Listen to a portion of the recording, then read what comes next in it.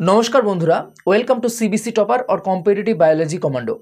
आजकेर এই ক্লাসে আমরা ক্লাস 10 এর মানব গ্রন্থি তথা হিউম্যান গ্ল্যান্ড নিয়ে আলোচনা করব এবং ক্লাসটি অত্যন্ত ভালো হতে চলেছে। তোমরা ক্লাসটা একদম পুরোটা মনোযোগ দিয়ে দেখো এবং ক্লাসে যদি একদম তোমরা নতুন হও তাহলে চ্যানেলটিকে সাবস্ক্রাইব করো। তোমরা বায়োলজি রিলেটেড বিভিন্ন টপিক নিয়ে তোমরা ভিডিও পাবে এবং তোমরা যদি মাধ্যমিক এইচএস বা এএনএম জিএনএম ক্যান্ডিডেট হয়ে থাকো তাহলে অবশ্যই চ্যানেলটিকে সাবস্ক্রাইব করো। তো দেখো আজকের ক্লাসে আমরা মানব গ্রন্থি অর্থাৎ হিউম্যান গ্ল্যান্ড নিয়ে পড়ব। তো গ্রন্থি কাকে বলে না, গ্রন্থি হচ্ছে বেশ কিছু কোষ সমষ্টি যারা কোনো একটা নির্দিষ্ট বস্তু ক্ষরণ করবে, তাদেরকে আমরা গ্রন্থি বলি। তো মানব দেহে আমরা 3 রকমের গ্রন্থি পাই। মানব দেহে আমরা 3 রকমের যে গ্রন্থি পাচ্ছি সেই 3 রকমের গ্রন্থি কি কি না, 3 রকমের গ্রন্থি হচ্ছে, একটি হচ্ছে অন্তঃক্ষরা গ্রন্থি, একটি হচ্ছে বহিঃক্ষরা গ্রন্থি এবং আরেকটি হচ্ছে মিশ্র গ্রন্থি। অর্থাৎ আমাদের শরীরে যা যা গ্রন্থি রয়েছে এই 3টে ক্যাটাগরি গ্রন্থির মধ্যেই কিন্তু পড়বে। তো অন্তঃক্ষরা, বহিঃক্ষরা এবং মিশ্র গ্রন্থি কাকে বলে এবং জিনিসটা অ্যাকচুয়ালি কী সেইগুলো আমরা ভালো করে বুঝবো। তো চলো দেখা যাক। প্রথমেই আসি, সেটা হচ্ছে অন্তঃক্ষরা গ্রন্থি।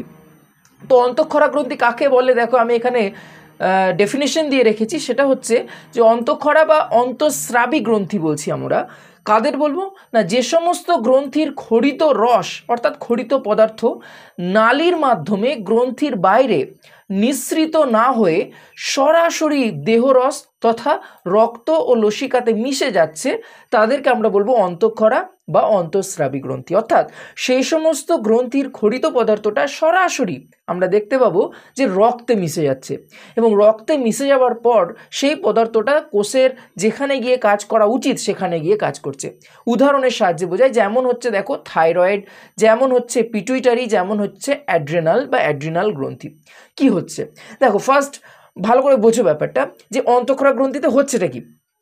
আমরা যদি থাইরয়েড গ্রন্থি দেখি তো থাইরয়েড গ্রন্থি রয়েছে আমাদের গলাতে। তো এই গ্রীবাদেশে যে থাইরয়েড গ্রন্থি রয়েছে সেই থাইরয়েড গ্রন্থি থেকে খরিত বস্তুটা কিন্তু কোনো নালীর মাধ্যমে রক্তে মিশছে না, সরাসরি রক্তে মিশে যাচ্ছে এবং মিশে যাওয়ার পর সেটা রক্তের মাধ্যমে বাহিত হয়ে যেখানে গিয়ে কাজ করা উচিত সেই কোষে গিয়ে কাজ করছে। একই রকমভাবে তুমি ভাবো পিটুইটারি থেকে হরমোন খরিত হচ্ছে টিএসএইচ, থাইরয়েড স্টিমুলেটিং হরমোন।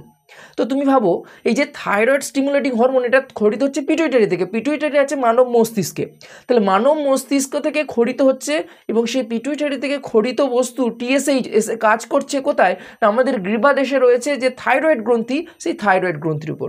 অর্থাৎ অন্তঃক্ষরা গ্রন্থি মানে সেখানে কোনো নালী থাকবে না, সেখানে খরিত বস্তু সরাসরি রক্ত স্রোতে মিশবে এবং রক্তের মাধ্যমে বাহিত হয়ে যেখানে গিয়ে কাজ করার কথা সেখানে গিয়ে কাজ করবে। ক্লিয়ার, বোঝা গেল? তো যেমন আমি যদি একটা ছবির সাহায্যে দেখাই তাহলে বুঝে যাবে। দেখো দেখো এখানে যেটা রয়েছে সেটা হচ্ছে, এটা হচ্ছে আমাদের একটা অন্তঃক্ষরা গ্রন্থি, এটাকে বলা হয় থাইরয়েড গ্রন্থি। এটা হচ্ছে আমাদের গ্রীবাদেশ। এই গ্রীবাদেশে দেখো এইটা হচ্ছে আমাদের অ্যাকচুয়ালি থাইরয়েড গ্রন্থি। তো এই যে প্রজাপতির মতো যে থাইরয়েড গ্রন্থিটা রয়েছে এখান থেকে একটা প্রধান হরমোন খরিত হয়, সেটা হচ্ছে থাইরক্সিন, এবং এই থাইরক্সিন সরাসরি রক্তে মিশছে এবং কোষে কোষে গিয়ে কাজ করছে, সেই জন্য একে আমরা বলছি অন্তঃক্ষরা গ্রন্থি। নেক্সট যে টাইপ সেটা হচ্ছে বহিঃক্ষরা গ্রন্থি। তো দেখো বহিঃক্ষরা গ্রন্থি কাকে বলে না, বলছে যেসব গ্রন্থির খরিত বস্তু নালীর মাধ্যমে গ্রন্থির বাইরে নিঃসৃত হয়। অর্থাৎ আমরা অন্তঃক্ষরাতে যেটা পেলাম সেখানে কোনো নালী ছিল না, সেখানে খরিত বস্তু সরাসরি রক্তে মিশছিল, এক্ষেত্রে কিন্তু সেটা হবে না। এক্ষেত্রে প্রধান উপস্থিতি থাকবে সেটা হচ্ছে নালী, নালীর মাধ্যমে গ্রন্থির বাইরে নিঃসৃত হয়, তাকে আমরা বলবো বহিঃক্ষরা গ্রন্থি। এবং এইরকম গ্রন্থিতে দেখো কি বলছে, নালী থাকে অর্থাৎ নালীযুক্ত, সেই জন্য বহিঃক্ষরা গ্রন্থির আরেকটা নাম হচ্ছে সনাল গ্রন্থি। এই জন্য আমরা এদেরকে কি বলছি, সনাল গ্রন্থি। এবং এই বহিঃক্ষরা গ্রন্থির যেমন সনাল গ্রন্থি, অন্তঃক্ষরা গ্রন্থিকে সেই জন্য যেহেতু নালী থাকে না সেই জন্য বলা হয় অনাল গ্রন্থি। তো যেমন আমাদের বহিঃক্ষরা গ্রন্থির উদাহরণ হচ্ছে যকৃৎ, লালা গ্রন্থি। তো এখানে যকৃতের ছবিটা দেখানো হয়েছে, স্পষ্ট বোঝা যাচ্ছে না যে কীভাবে অ্যাকচুয়ালি আমরা এটাকে সনাল বলছি। তো আমি এখানে দেখো লালা গ্রন্থিটাকে দেখাচ্ছি, তাহলে ব্যাপারটা আরও ক্লিয়ার হয়ে যাবে। দেখো এখানে যে লালা গ্রন্থিটা রয়েছে এই লালা গ্রন্থিটাকে একটু ভালো করে খেয়াল করো। এই লালা গ্রন্থিতে দেখো আমি দেখিয়েছি যে আমাদের মানব শরীরে যে 3 জোড়া লালা গ্রন্থি থাকে, একটা হচ্ছে প্যারোটিড, একটা হচ্ছে সাবম্যান্ডিবুলার আর একটা হচ্ছে সাবলিঙ্গুয়াল। তো দেখো প্যারোটিড রয়েছে আমাদের ঠিক এই গাল বরাবর, অন্যদিকে দেখো ম্যান্ডিবুলার যেটা রয়েছে সেটা রয়েছে আমাদের ঠিক চোয়ালের নিচে, অন্যদিকে সাবলিঙ্গুয়াল যেটা রয়েছে আমাদের জিহ্বার নিচে। এবং তুমি এখানটা ভালো করে লক্ষ্য করে দেখো, এই জায়গাটাতে একটা নালি দেখা যাচ্ছে, অর্থাৎ আমাদের গালে তো রয়েছে, সেই প্যারোটিড গ্ল্যান্ড থেকে যখন খরিত বস্তুটা আসবে মুখে, লালা কি করে আমাদের খাদ্য পরিপাকে সাহায্য করে, তাই তো। তো এই যে মুখগহ্বরে লালাটা আসছে সেটা একটা নালীর পথে আসছে। এই যে এখানে দেখো নালীটা দেখানো হয়েছে, তার মানে কি এখানে একটা নির্দিষ্ট নালী যুক্ত আছে, একটা নির্দিষ্ট নালী যুক্ত আছে গ্রন্থিটির সঙ্গে, যেটা কিন্তু আমরা অন্তঃক্ষরা গ্রন্থিতে কোনো রকম এরকম নালী পাবো না। সেখানে দেখতে পাবো এরকম নালী ছাড়াই সরাসরি গ্রন্থি থেকে খরিত বস্তুটা রক্তে বা লসিকাতে মিশে যাচ্ছে এবং তার মাধ্যমে রক্ত বা লসিকার মাধ্যমে বাহিত হয়ে গিয়ে কাজ করছে। তো লালা গ্রন্থি কেন সনাল, যেহেতু এখানে আমরা দেখতে পাচ্ছি যে নালী দেখতে পাচ্ছি, এবং এখানে আমাদের যে 3 জোড়া লালা গ্রন্থি আছে প্রতিটির সাথে কিন্তু নালী যুক্ত থাকে এবং সেই নালী পথে লালারস আসছে আমাদের মুখগহ্বরে। Is it clear? নেক্সট আমরা দেখি ব্যাপারটা কি। নেক্সট যেটা সেটা হচ্ছে মিশ্র গ্রন্থি।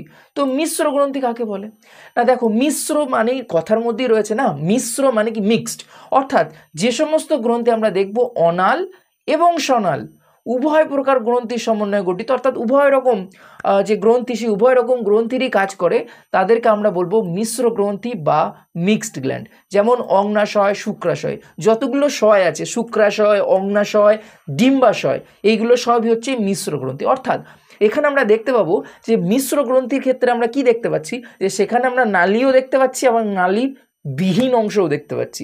অর্থাৎ আমরা যদি মিশ্র গ্রন্থিকে একটু স্পেসিফিকভাবে বলি, জেনারেলি যারা বহিঃক্ষরা গ্রন্থি হয় তারা উৎসেচক ক্ষরণ করে। বহিঃক্ষরা মানে যারা উৎসেচক ক্ষরণ করে, যেমন লালা গ্রন্থি উৎসেচক ক্ষরণ করছে।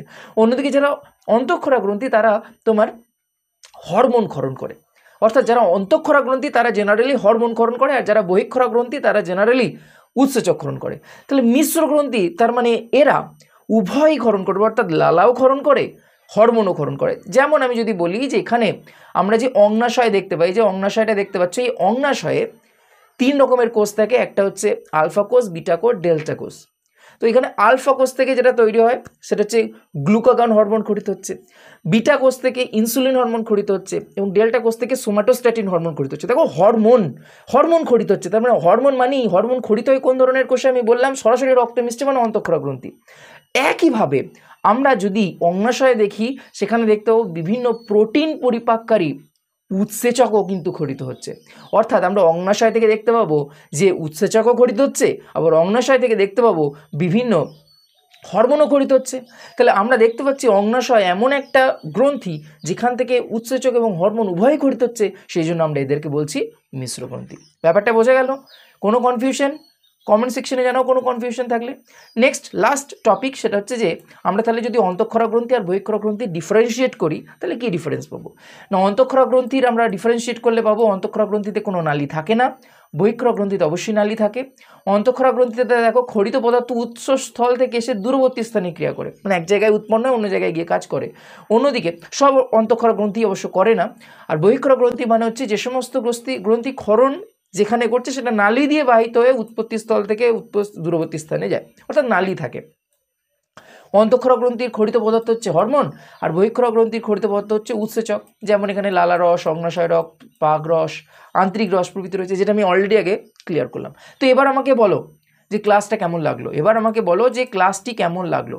প্রত্যেকে কমেন্ট সেকশনে আমাকে জানাও যে ক্লাসটি কেমন লাগলো, এবং এর পরের ক্লাসগুলোতে আমরা কি করব, এর পরের ক্লাসগুলোতে আমরা তোমার যেটা এই রিলেটেড, অর্থাৎ যে ক্লাসটা নেব সেই ক্লাস রিলেটেড বিভিন্ন প্রশ্ন আমরা আলোচনা করব যেগুলো তোমাদের পরীক্ষায় আসতে পারে। তো এই টপিকটি অত্যন্ত গুরুত্বপূর্ণ, আশা করছি তোমরা মানব গ্রন্থি সম্বন্ধে জানতে পেরেছো, বুঝতে পেরেছো। এবং আবারও বলছি, চ্যানেলে যদি একদম নতুন হও চ্যানেলটিকে সাবস্ক্রাইব করো, এবং হ্যাঁ, তোমার বন্ধু বা বান্ধবী যদি কেউ এএনএম জিএনএম এর প্রস্তুতি নিয়ে থাকে তাকে অবশ্যই ভিডিওটা শেয়ার করতে পারো। তো দেখা হচ্ছে পরের ক্লাসে, ততক্ষণ ভালো থাকো, সুস্থ থাকো এবং হ্যাঁ, পড়াশোনাতে মনোযোগ দাও।